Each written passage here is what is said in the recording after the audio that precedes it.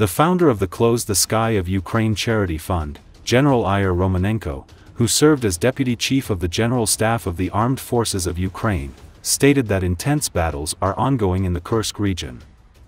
Over the past 2 weeks, the enemy has formed units, including a reconnaissance battalion, that crossed the border and seized 3 key settlements. Ukrainian defense forces regained control of one of them, but the enemy still holds 2 settlements in the Sumy region and is attempting to establish a buffer zone. From a military-political perspective, Russia's goal is to push our forces out of the Kursk region and create a buffer zone in Sumy.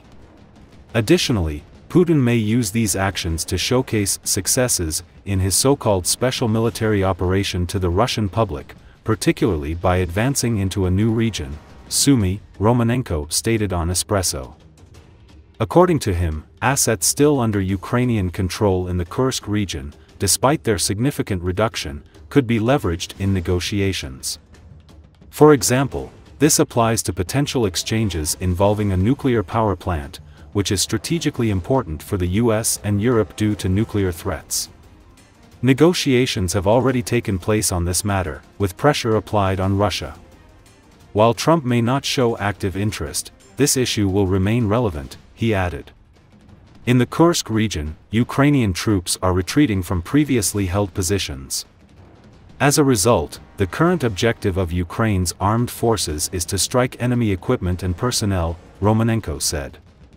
This is a complex form of combat, leading to a nearly 10-fold reduction in territory under Ukrainian control.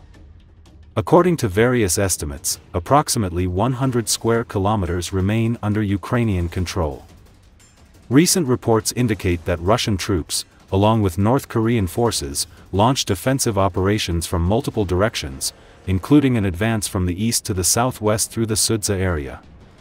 They have managed to create a divided grouping of Ukrainian forces in the northern and western directions near the Sumy border. This situation presents new challenges for our forces, particularly in holding these territories where possible, the general concluded. On March 15, President of Ukraine Volodymyr Zelenski said that the Russian army was preparing to invade Sumy region. The day before, the evacuation of local residents was announced in a number of border settlements. In this regard, a wave of conspiracy theories arose that after the failure of the Kursk operation, Ukraine allegedly provoked Russian troops, and that is why they decided to take over Sumy region.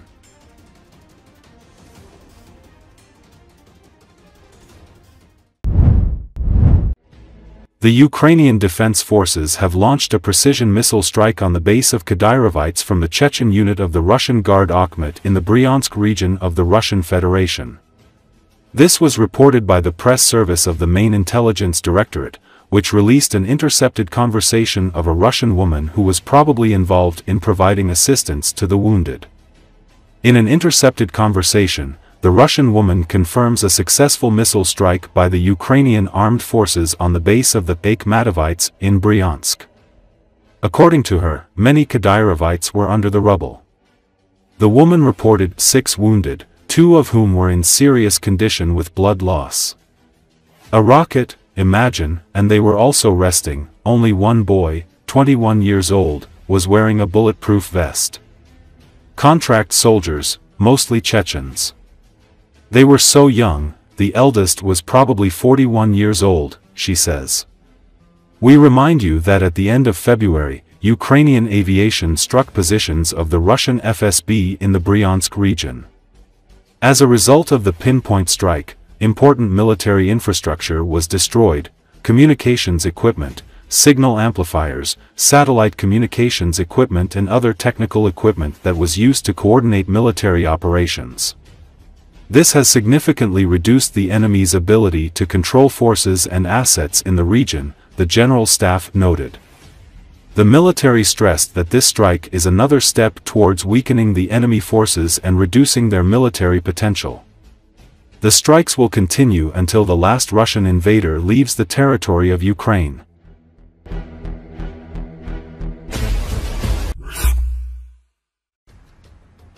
The Russian army has failed in its mission to attack Kupiansk along both banks of the Oskol River. In recent weeks, The Russians have suffered losses there, not only in men, but also in the territory they control, writes military observer Alexander Kovalenko. The right bank of the Oskol suffered from nonsense, and that's enough. In the Kupiansk direction, the West group of troops is in a kind of split with the threat of ligament rupture. He describes the situation of the occupiers in the Kupiansk region. In November last year, the Russians managed to create a bridgehead on the right western bank of the Oskol to support the main forces' offensive on Kupiansk on the left eastern bank. However, after 4 months, the bridgehead remains very small, but it cost the aggressor army heavy losses, Kovalenko writes. Moreover, in recent weeks, the Ukrainian defense forces have pushed the Russians back from several positions on this bridgehead. Kovalenko notes that the Russian 69th Motorized Rifle Division is slowly but surely being worn down in the fighting on the right bank of the Oskol. And now these sacrifices look even more senseless, since the Ukrainian armed forces have also pushed back the Russians on the main attack route to Kupiansk, in the area of the village of Sinkovka on the left bank of the Oskol. So the question arises, why was it needed? But for Russians, the answer to another question is much more important. What to do next? Writes Kovalenko. Commander-in-Chief General Alexander Syrsky announced the losses of Russian occupation forces in Kursk Oblast. 54,900 personnel, of which 22,200 are irreversible losses, he wrote. These numbers clearly demonstrate the effect of the Kursk operation on the broader battlefield. Now imagine that these troops were not engaged and depleted in Kursk Oblast, but instead sent toward Pokrovsk, Chasiv Yar, Toretsk, or the Lyman-Kupiansk axis. If that were the case, we would not be discussing Ukraine's successful counter-offensive operations in Toretsk or the defense of Chasiv Yar, but rather urban combat in Kostiantynivka, he highlighted. Instead of counterattacks in the Pokrovsk direction, we'd be talking about an encirclement in Pokrovsk, with yet another armchair general urging an immediate withdrawal of the Ukrainian garrison from Kupiansk. This is the tangible military, political and psychological impact of the Kursk operation, an operation that, in case anyone hasn't noticed, is still ongoing.